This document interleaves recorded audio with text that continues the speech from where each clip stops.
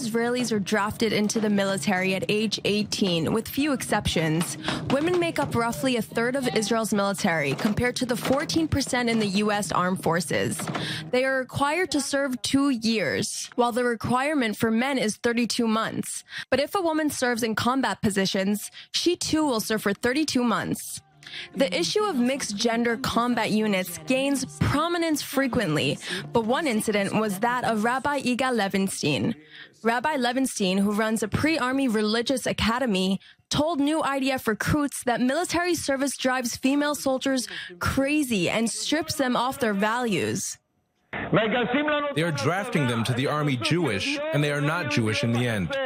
Of course, not in the genetic way. They were born to a Jewish mother, after all. But all of their sets of values are distorted, their priorities.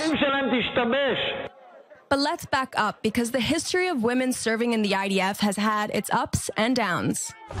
Since the 1990s, women have been allowed to take on combat roles. The IDF says that today more than 90% of all military jobs are open to women, including artillery corps, field intelligence, armor division, home front combat positions, air pilots, and of course the 4 co-ed infantry combat units. In pre-state IDF, during the War of Independence, women served in a variety of combat roles, as the young state of Israel needed all the fighters it could get. But following the War of Independence, women were escorted away from the combat roles and moved into administrative positions. In 1995, trailblazing Alice Miller filed a petition before Israel's Supreme Court for the right to apply to the Israeli Air Force's elite pilots course, which has been off limits to the women following the War of Independence. And guess what? Her petition was accepted. Miller tried out, but unfortunately did not gain acceptance into the course, yet her court case paved the way for additional legislations that allowed women into combat positions. Today, there are several female pilots in the Israeli Air Force. In 2000, the Equality Amendment to the Defense Service Law stated that women have the right to serve in any role in the IDF as equals to men.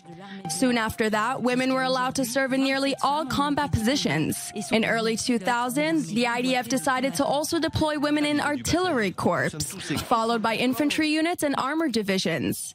And the latest upgrade, the possibility to become tank operators, as the IDF is trying to accommodate the growing number of women who are seeking combat roles, which over the past 5 years has increased in 500%. There were times that men felt we were taking the reins because, what do you mean? We will get dirty and prepare and shoot and neutralize the enemy? We have the ability to, and we know how to, and we do it well. The issue of women integration in the military seems to keep drawing headlines and criticism. Politicians, civilians, everyone seems to have an opinion on what a woman can and cannot do in the army, and in what capacity. The particular discussion is likely to continue to divide the Israeli society for the foreseeable future.